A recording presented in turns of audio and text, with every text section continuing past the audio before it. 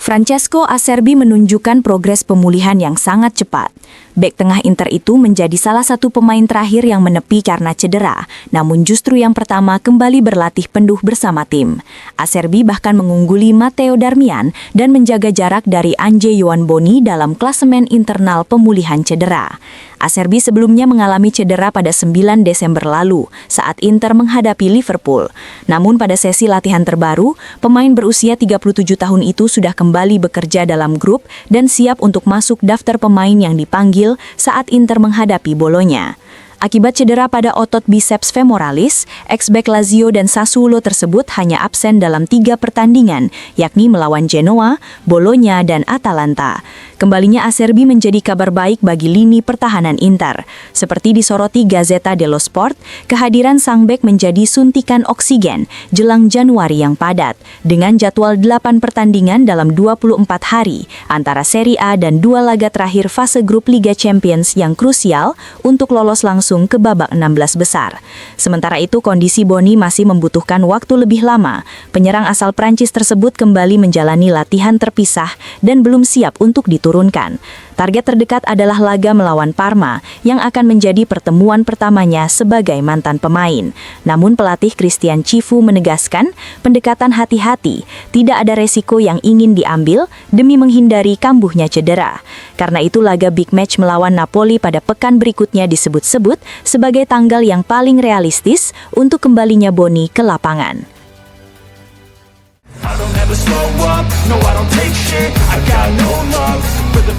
Masa keraguan dan kritik terhadap lini pertahanan Inter perlahan mulai ditinggalkan.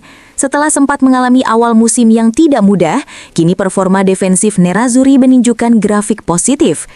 Seperti disoroti Gazzetta dello Sport, hasil imbang tanpa gol di Bergamo menjadi clean sheet ke-8 Inter dari 17 giornata Serie A musim ini. Catatan tersebut hanya kalah dari Lazio yang sudah mengoleksi 9 clean sheet. Perbaikan terlihat jelas dalam beberapa pekan terakhir. Dalam 4 pertandingan Liga terakhir, Inter hanya kebobolan 1 gol, yakni melalui Vitinha saat menghadapi Genoa. Secara keseluruhan, Inter kini menjadi pertahanan terbaik ke-6 di Serie A dengan total 14 gol kebobolan, hanya terpaut 1 gol dari Milan dan Napoli. Di sisi lain, kekuatan Inter di lini serang tetap terjaga. Tim asuhan Christian Cifu masih memegang status sebagai pemilik serangan terbaik di Liga dengan 35 gol atau rata-rata lebih dari 2 gol per pertandingan. Sebuah bukti nyata bahwa keseimbangan antara bertahan dan menyerang mulai tercapai. Gazzetta dello Sport menegaskan bahwa peningkatan ini tidak lepas dari kerja keras harian di pusat latihan. Hasilnya kini mulai terlihat di lapangan dengan Inter yang semakin solid, efektif, dan konsisten dalam perburuan target musim ini.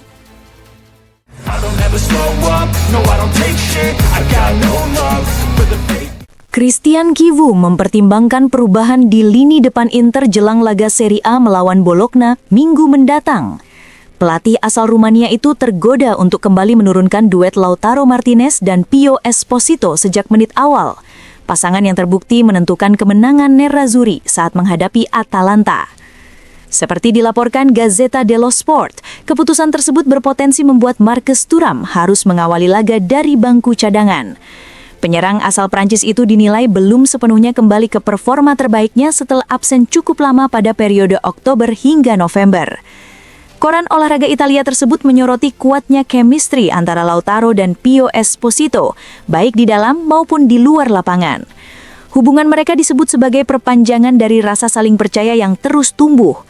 Usai kemenangan di Bergamo, Lautaro bahkan menegaskan kepada Pio bahwa ia boleh mengambil risiko dan tidak takut melakukan kesalahan. Sebaliknya, penyerang muda berusia 20 tahun itu mengaku selalu berusaha melakukan hal yang benar dalam setiap situasi. Momen di Bergamo menjadi bukti nyata. Hanya dengan sentuhan pertamanya, Pio mampu berperan dalam terciptanya gol kemenangan Inter. Lautaro menyebut gol tersebut sebagai hadiah untuk para tifosi. Namun Gazzetta menilai kontribusi Pio jauh lebih berharga. Ia tampil sebagai spesialis asis untuk sang kapten. Hingga kini tak ada penyerang Inter lain yang seproduktif dirinya dalam memberi umpan gol kepada Lautaro. Thuram masih belum mencatat asis, sementara Boni baru sekali melakukannya. Secara statistik, duet Lautaro-Pio ini menjadi salah satu temuan paling menarik musim ini. Lautaro dan Pio telah bermain bersama dalam 13 pertandingan dengan total 442 menit di lapangan, mencetak 3 gol secara kolaboratif, dan mencatat rata-rata 1 gol setiap 147 menit ketika nomor 10 dan 94 tampil bersamaan. Catatan tersebut semakin memperkuat alasan Kivu untuk kembali mengandalkan mereka sejak awal laga kontra Bologna.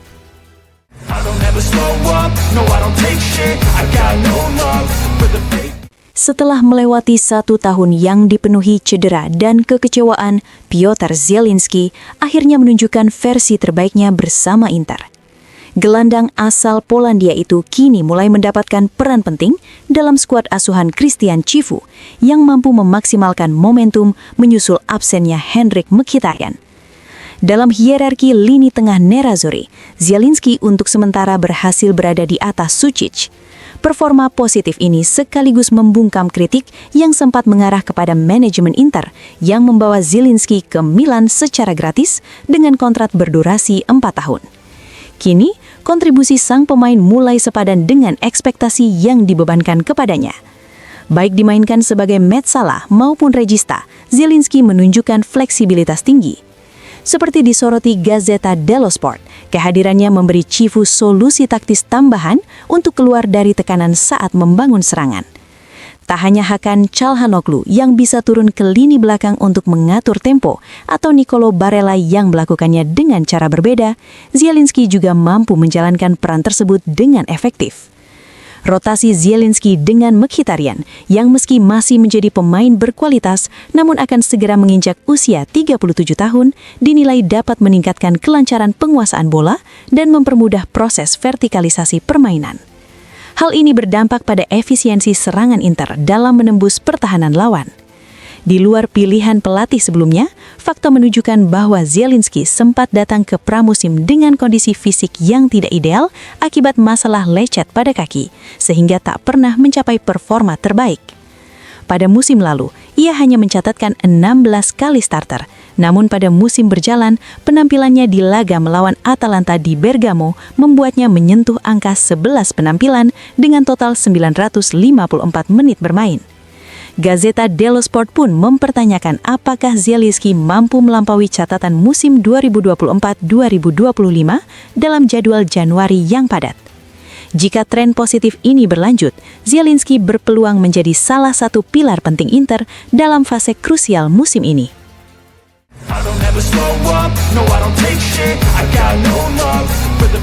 Menjelang Piala Dunia 2026, bursa transfer diprediksi akan semakin dipengaruhi oleh nasib para pemain yang memburu tempat di tim nasional. Hal tersebut disoroti Corriere della Sera yang menilai dalam beberapa pekan ke depan, fokus utama akan tertuju pada pergerakan pemain-pemain yang membutuhkan menit bermain demi menjaga peluang tampil di ajang tertinggi tersebut. Salah satu nama yang masuk dalam radar adalah Davide Fratesi. Gelandang Italia itu mengalami perubahan status sejak bergabung dengan Inter, dari talenta muda andalan menjadi pelapis mewah di lini tengah Nerazzurri. Situasi ini membuat masa depannya kembali diperbincangkan, terlebih dengan ketertarikan serius dari Juventus. Minat Bianconeri disebut cukup memikat Fratesi, namun Inter mematok harga tinggi, setidaknya 35 juta euro untuk melepas sang pemain. Juventus sendiri memiliki kartu tawar penting dalam negosiasi. Klub asal Turin itu diketahui berhak atas 50% dari nilai penjualan Muharemovic, bek tengah Sassuolo yang juga masuk dalam incaran Inter. Dengan melepaskan hak atas potensi pemasukan tersebut, Juventus dinilai bisa mempermudah jalan negosiasi demi mendatangkan Fratesi. Perkembangan ini menjadikan sang gelandang sebagai salah satu figur sentral dalam dinamika pasar transfer, seiring upayanya menjaga peluang menembus skuad tim nasional Italia menuju Piala Dunia 2026.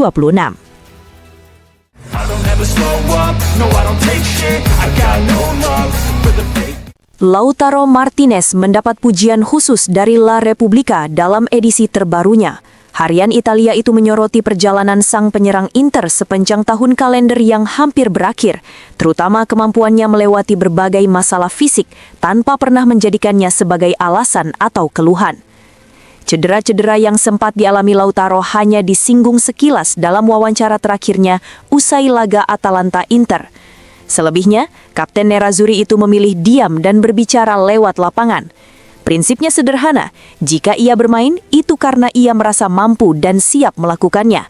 Statistik semakin menegaskan status Lautaro sebagai salah satu penyerang terbaik dalam sejarah Inter. Hingga kini, ia telah mencetak 166 gol dan menempati posisi keempat dalam daftar pencetak gol terbanyak sepanjang masa klub. Ia hanya terpaut 5 gol dari Roberto Boninsegna, sementara Alessandro Altobelli berada di angka 209, dengan Giuseppe Meazza tetap tak tersentuh di puncak. Di luar lapangan, Lautaro juga tengah membangun masa depannya di Milan. Dari masa kecil sederhana di Bahia Blanca, hidup dalam keterbatasan bersama keluarga, kini ia menetap di kawasan elit dekat Armani Building. Bersama sang istri, Agustina, Lautaro membuka rumah anggur di Mendoza, kota asal pasangannya, serta restoran Coraje di kawasan Brera. La Repubblica bahkan menyebut Lautaro sebagai versi Javier Zanetti yang lebih bertato. Meski demikian, di lapangan ia menampilkan sisi berbeda, ekspresi keras dan penuh determinasi, seperti terlihat saat adu argumen dengan Antonio Conte dalam laga Napoli-Inter. Ia sempat menjadi andalan Simone Inzaghi dan kini berperan sebagai tangan kanan Christian Chifu. Wajah tegas yang diperlihatkannya setelah gol penentu di Bergamo menjadi simbol karakter Lautaro saat ini, pemimpin, pejuang, dan ikon Inter yang terus tumbuh, baik di dalam maupun di luar lapangan.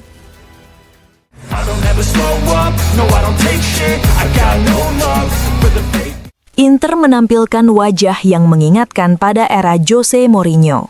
Christian Chifu pun diyakini tak akan tersinggung dengan perbandingan tersebut, mengingat pelatih asal Rumania itu pernah menjadi salah satu pilar utama skuad treble Nerazzurri.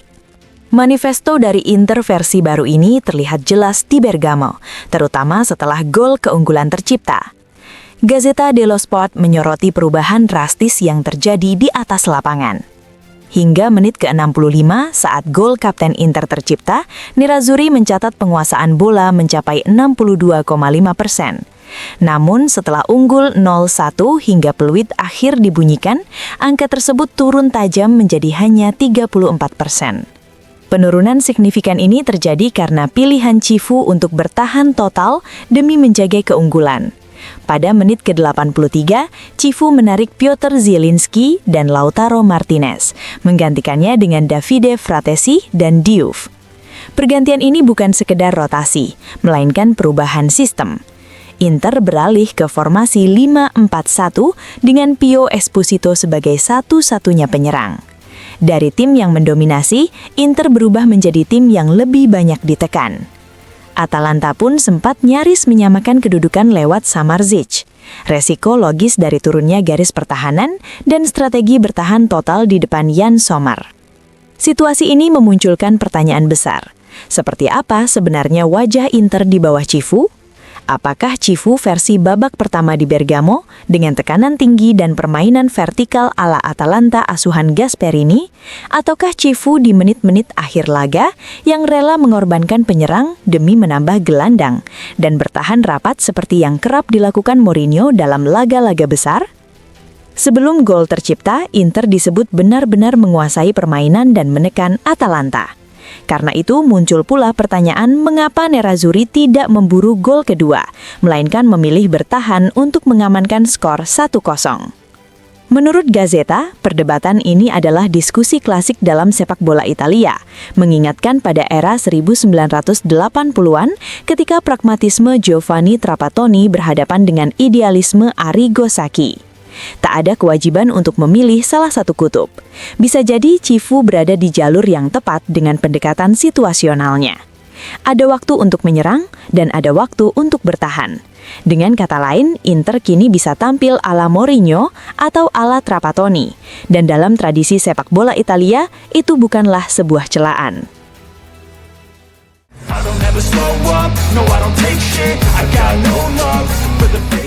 Fakta menarik diungkap Corriere dello Sport terkait performa lini depan Inter musim ini. Setelah 16 giornata Serie A, jumlah gol yang dicetak sektor ofensif Nerazzurri identik dengan musim lalu, yakni 18 gol.